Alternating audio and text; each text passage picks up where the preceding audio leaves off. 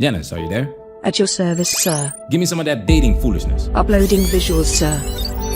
If you're a successful single woman who's looking for a partner, you're probably asking yourself this question: where are all the good men?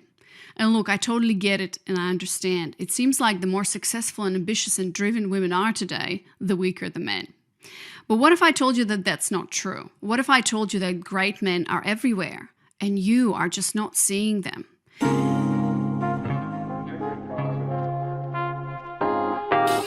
Where have all the good men gone? They never left.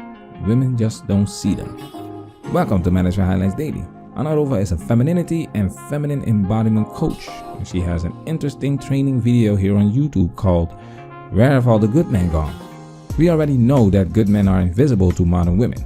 This video is going to confirm a lot of things we've been saying in this space for a long time now.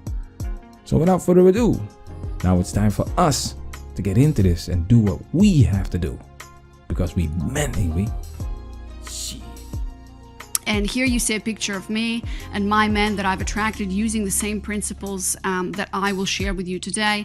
And we have a beautiful family, my two beautiful daughters, Zoe and Eva.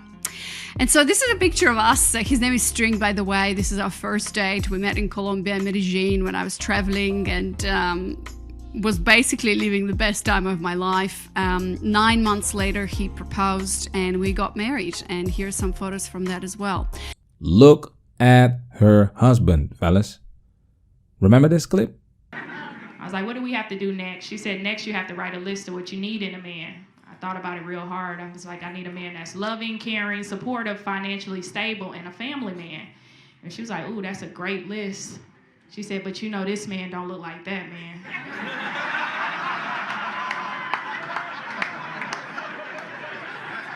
The man you need don't look like the man you want, ladies. The man you need doesn't look like the man you want, ladies. This is a well-known issue for modern women. These dating apps are collecting a lot of I told you so data. Most women will never swipe right on Rova's husband. Matchmakers quit because of the unrealistic expectations women have. Women that are below average looking feel they deserve an 8 or a 9 as a boyfriend. And it's not a surprise because Chad and Tyrone do not discriminate. They smash the whole scale from 1 to 10. Please check out our video about fat women explaining why dating sucks. It's astonishing. In reality, you will find more guys looking like Rova's husband than guys looking like Brad Pitt. But it wasn't always like that. You know, in the past, before I've done this work, I was probably where you are right now. I was attracting men who are either nice guys who don't have a spine and who were basically weak and very unattractive that I didn't respect. They were just following me and letting me make all the decisions.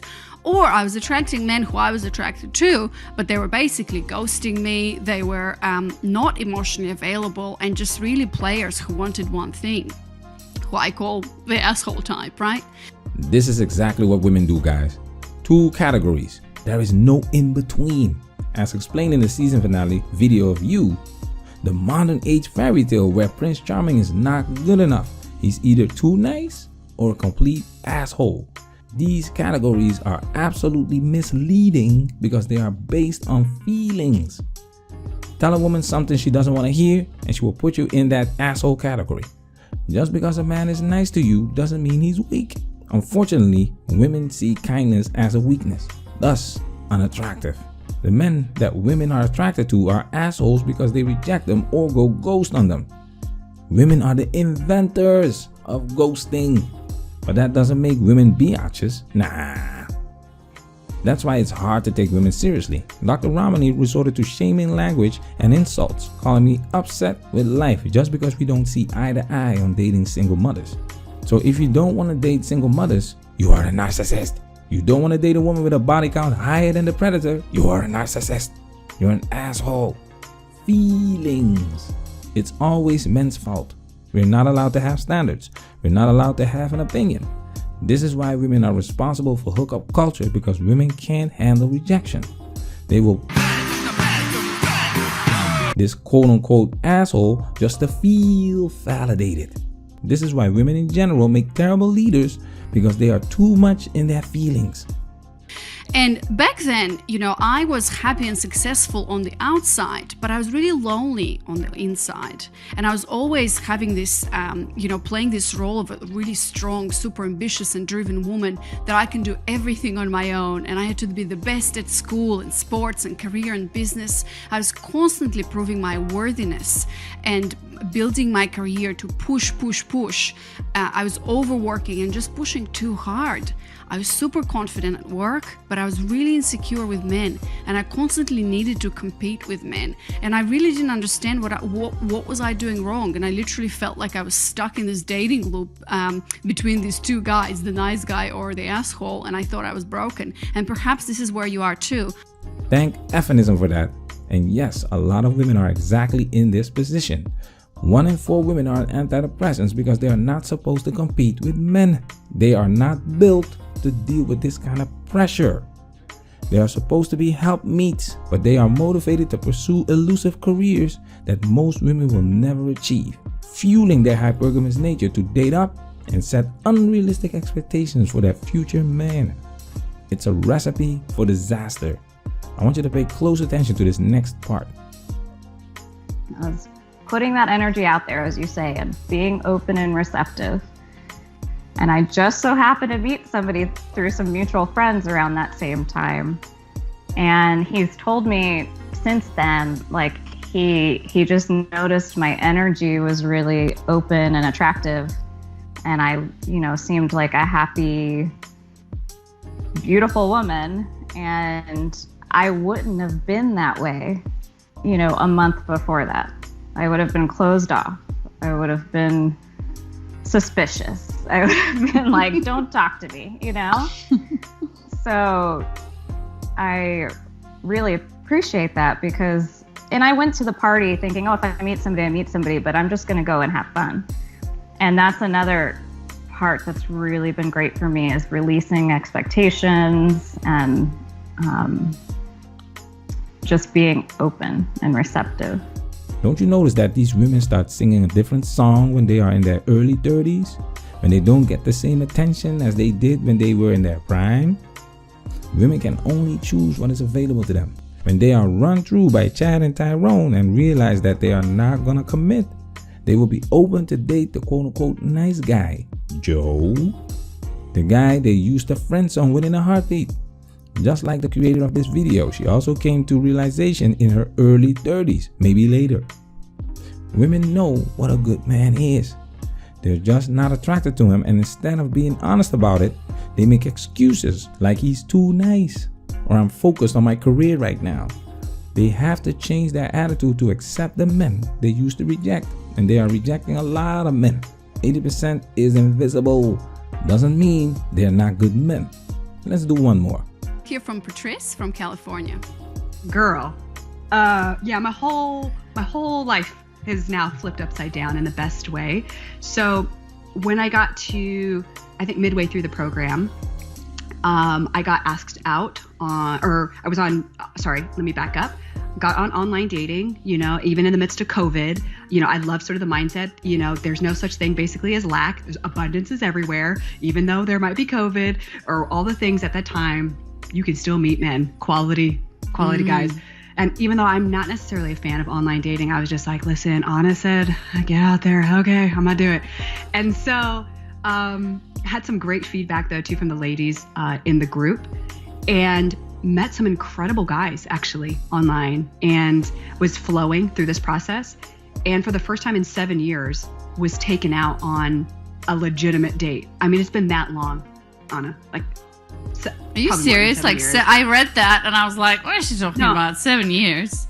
No, I'm not like, and I'm not talking about like just drinks or something casual. I mean like someone is like, I want to take you out and I want to have a date experience with you. I want to get to, like, that's what this was. And I have not had one of those. I mean, Anna, no joke, I feel like a lot of women haven't even had that like ever. They're used to kind of like maybe going to the clubs, you meet someone, you hook up or whatever, but really actually dating. I love that like so many women that are different age ranges in our group are like, this is kind of like the first time we're actually kind of dating. We had a woman ask the question, what are realistic expectations? Interesting question, because as I mentioned before, these women are changing their minds in their early 30s. When you are in high school and college, you cannot expect these young men to have the resources to take you out on expensive dates. You can't expect to have the abundance of attention after you graduate. That's why online dating became the norm, because back in the day, women would meet their future husbands in school or social circles. You also cannot expect men to be perfect. This is why these women need training and coaching, because this woman not going on a quote-unquote real date in 7 years has to do with unrealistic expectations. Don't expect a man to be 6 feet tall when the average height is 5'9". Don't expect a man to make 6 figures when the average income for a man is around 38K. Once again, look at her husband. Average looking dude. Most people look average. So if you want Chad and Tyrone, it's only realistic that you will have to compete with other women, and be aware that you cannot lock them down by just opening your legs. Punani is not a scarcity in this world. This is why men are getting their passports, because women overseas have a better understanding of the value a man brings to the table and how to be a helpmeet. Stay away from the big cities though. It's interesting to see the lessons of this presentation, because these are the things that we as men talk about all the time. It's just that women don't want to listen until it's too late. Check this out. Now, who is this not for? Please do not apply if you are not ready for a big change, because we only work with selected women who are ready for a big change, are ready to do the work and invest in themselves. If this area of your life is not a priority, please do not apply. If you're not willing to do the work and are not ready to receive and experience a big transformation, and if you're not ready to invest in yourself, please do not apply. These women that have been for the streets for the bulk of their lives are not just going to turn around and become wifey. Dr. Ramani has shown us how quickly all that education and expertise went out the window the moment she felt personally attacked. Tough times will reveal a woman's true colors. Maybe we'll do another video on this topic after we get a more detailed picture of Rova's coaching program, because we scratched the surface on this one. Manosphere, we working. Protect yourself at all times. This video has officially been highlighted.